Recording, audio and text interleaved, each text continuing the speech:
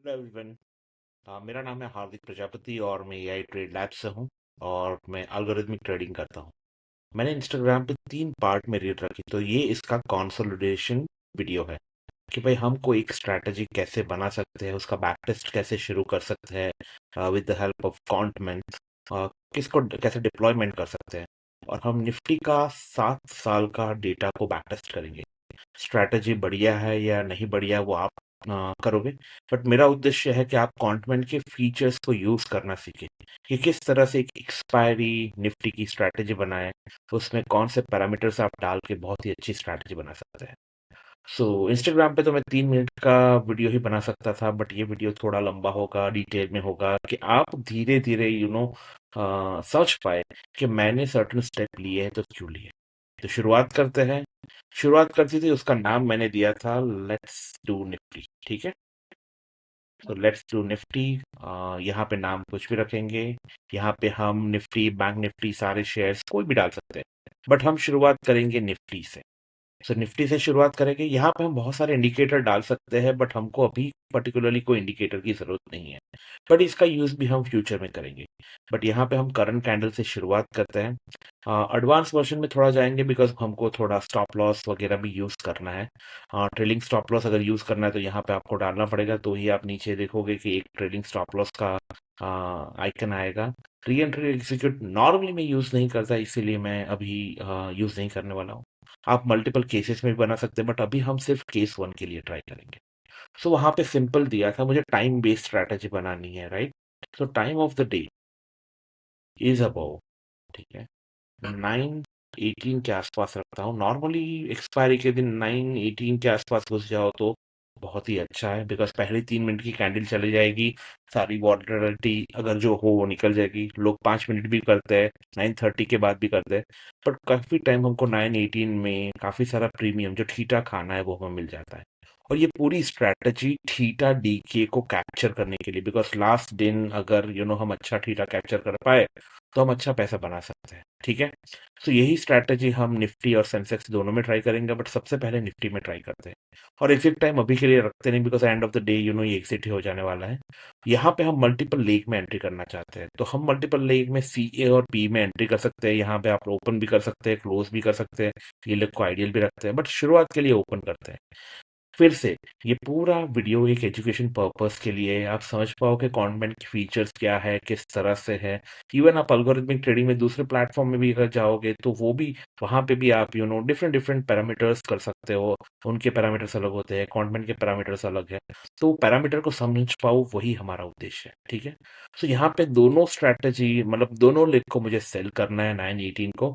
और वही टाइम पे मैंने शुरुआत जब की थी ना, तो वहां पे 70% स्टॉप लॉस से शुरुआत की थी। और एक्सपायरी का दिन है, तो 90% अगर मेरा टारगेट अचीव होता है तो लास्ट 15 मिनट के लिए या 20 मिनट के लिए मुझे वेट नहीं करना है। तो वो चीज मैं ध्यान रखता हूँ। तो simple CP leg 70% stop loss ATM में एंट्री करके निफ्टी के अंदर मुझे क्या रिजल्ट मिलता है मैं देखता हूँ। ठीक है, इंट्राडे है, बहुत कुछ ज्यादा हम बहुत सारे पैरामीटर्स डाल सकते हैं, पर मैं डाल नहीं रहा। ठीक है, सो हम टेस्ट करते हैं ये चीज को।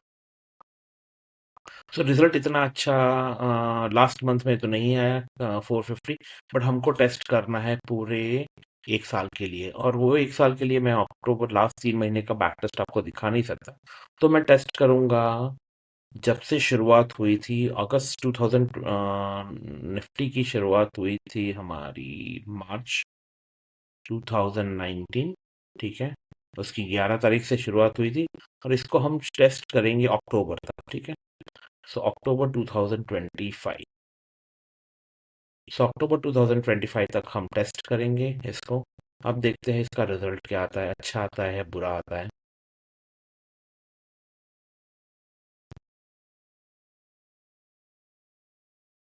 ओके, सो यहाँ पे आपको बेसिक इंफॉर्मेशन धीरे धीरे मिलनी आएगी, या फिर आपको पता चलेगा कि भाई कोई भी स्ट्रैटेजी को हम टेस्ट करना चाहते हो तो किस तरह से टेस्ट कर सकते हैं। तो ऑलमोस्ट कोई भी ज्यादा पैरामीटर ऐड किए बिना हमको पता है कि 63% इसकी विनिंग प्रोबेबिलिटी है। हाँ, ऑलमोस्ट 1500 से 1600 ट्रेड लिए गए हैं, इसमें रिस्क पर ट्रेड 1.17 है। सो रिस्क पर ट्रेड दर्शाता है कि स्ट्रैटेजी की क्वालिटी कैसी है। जितना 5 की तरफ जाता है स्ट्रैटेजी की क्वालिटी अच्छी है, मतलब क्वांटमैन उसको रैंक करता है 0 से 5 में, तो स्ट्रैटेजी की क्वालिटी कितनी अच्छी है, तो 1.17 अच्छी है। मतलब आप आपका कैपिटल का 1.17%, मतलब ये स्ट्रैटेजी को चलाने के लिए 2 डेढ़ लाख चाहिए, तो आप 1.17% मैक्सिमम इस पे रिस्क ले सकते हो। पर ड्रॉ डाउन बहुत ज़्यादा है, और स्ट्रैटेजी अच्छी होने के बाद भी ड्रॉ डाउन बहुत ज़्यादा होने के बाद, ड्रॉ डाउन डेज भी बहुत ज़्यादा होने के लिए स्ट्रैटेजी का रैंक थोड़ा-सा कम है। एवरेज प्रॉफिट और एवरेज लॉस में भी थोड़ा-थोड़ा इश्यू है। तो ये चीज़ को हम थोड़ा-सा इम्प्रूव करते हैं, राइट? वर्ज़न 2 में। तो वर्ज़न 2 में इम्प्रूव करने के लिए अगर आपको रखना है, मैं लास्ट के दिन पर्टिकुलरली जिस दिन एक्सपायरी हो उस दिन स्पाइक रखना पसंद करता हूँ। 2 रीज़न, एक तो मुझे first of all stop loss मेरे ब्रोकर के अंदर पंच नहीं हो जाना चाहिए। तो उसके लिए मेरे पास एक टेक्नीक है स्पाइक प्रोटेक्शन। यहाँ पे आप 2 सेकंड का स्पाइक भी रख सकते हो, 5 सेकंड का। दैट मीन्स क्या होगा कि जिस दिन ये स्पाइक टच हो जाएगा, ठीक है? मतलब हमारा फिर 70% स्टॉप लॉस हो जाएगा, तो वो टाइम पे वो 5 सेकंड के लिए वेट करेगा। हाँ, वो 5 सेकंड में अगर मेरा स्टॉप लॉस बहुत ज़्यादा चला जाता है, तो मुझे 100% का भी स्टॉप लॉस लग सकता है। बट 80% पे जाके 5 ही सेकंड में वापस अगर वो 70% पे आ जाता है, मतलब आप रख सकते हो 15 सेकंड का भी, 5 सेकंड का भी, 10 सेकंड का भी, एक ये फीचर है।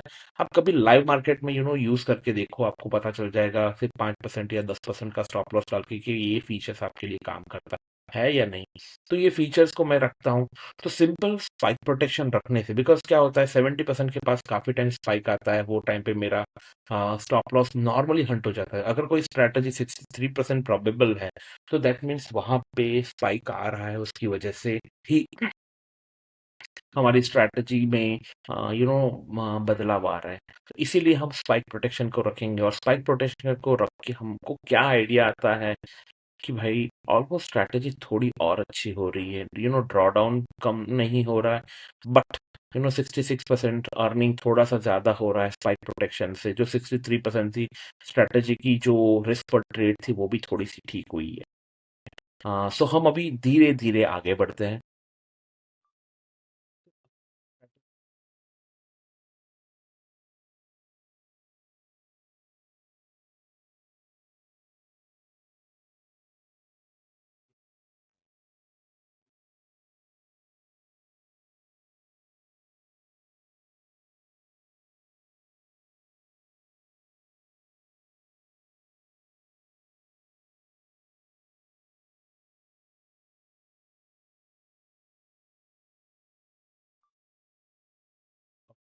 एक्सपायरी के दिन स्पाइक प्रोटेक्शन यूज करने से थोड़ी सी प्रोबेबिलिटी और बढ़ जाएगी, बट स्टिल हमारा ड्रॉ डाउन बहुत ही ज़्यादा है, और ड्रॉ डाउन के साथ ड्रॉ डाउन अमाउंट भी बहुत ज़्यादा है। मतलब भले प्रोबेबिलिटी अच्छी हो, स्ट्रैटेजी अच्छी हो, बट ड्रॉ डाउन बहुत ज़्यादा होता है।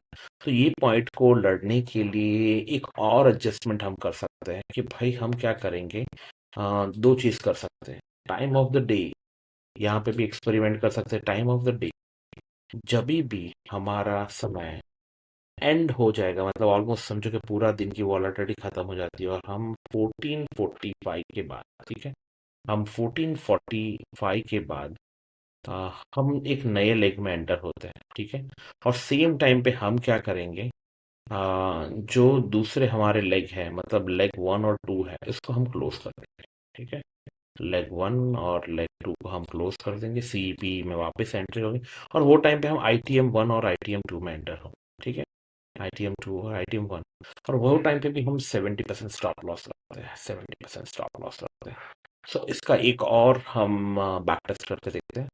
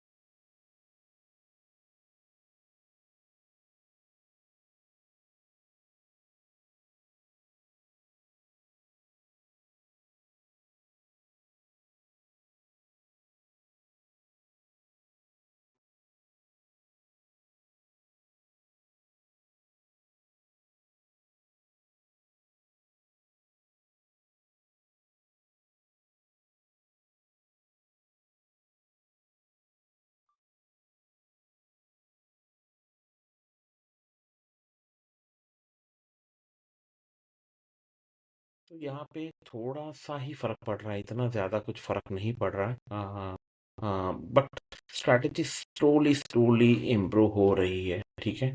सो नाउ हम नेक्स्ट लेवल का एक और चीज मूव करते हैं, बिकॉज 2012 से कुछ फर्क नहीं पड़ता। बट यहाँ पे हम क्या करते हैं, प्रॉफिट बुकिंग का सोचते हैं, राइट, बुक प्रॉफिट। हम बुक प्रॉफिट क्या करते हैं, अगर मेरे पे 30%, अगर मेरे का वन साइड पे 40% या 50% का मूव मिल गया है, तो मेरा प्रॉफिट मैं 30% पे लॉक कर दूंगा, ठीक है। सेम चीज यहाँ पे हो जाएगा, बुक प्रॉफिट करते हैं, अगर मेरे को 40% मूव मिल गया है, तो मैं 30% पे मूव कर दूंगा, ठीक है। 50% पे किया है, ठीक है। थोड़ा सा चेंज कर लेते हैं वापस। 50% पे मूव हुआ है, तो मैं 40% पे प्रॉफिट को लॉक कर दूंगा। इससे थोड़ा फर्क पड़ने लगेगा शायद।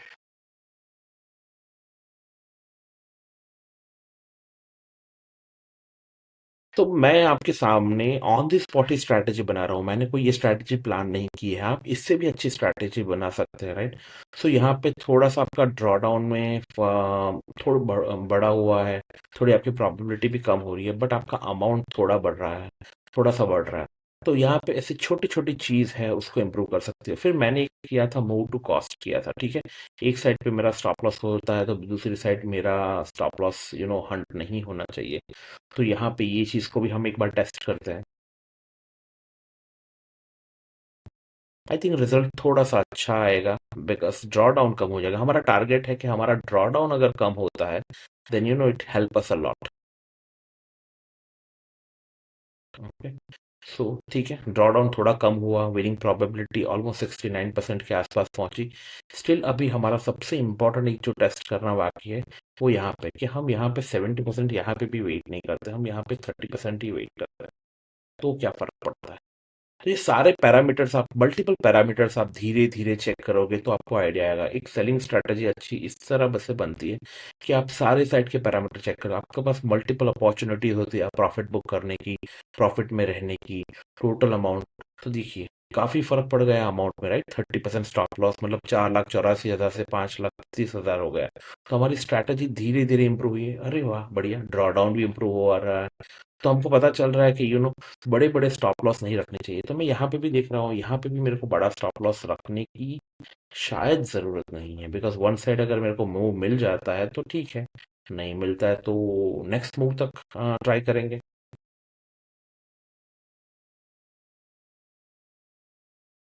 तो आपको थोड़ा सा बने ही रहना होगा, आपको स्ट्रैटेजी का प्रभाव देखने को मिलेगा। तो यहाँ पे ड्रॉ डाउन काफी अच्छा चेंज हो रहा है, थोड़ा सा अमाउंट घट रहा है, बट उसके सामने मुझे ड्रॉ डाउन में काफी राहत मिल रही है। अभी यही चीज में से मैं अगर स्पाइक प्रोटेक्शन निकाल देता हूँ, ठीक है, स्पाइक प्रोटेक्शन निकाल देते हैं हम, तो क्या फर्क पड़ता है।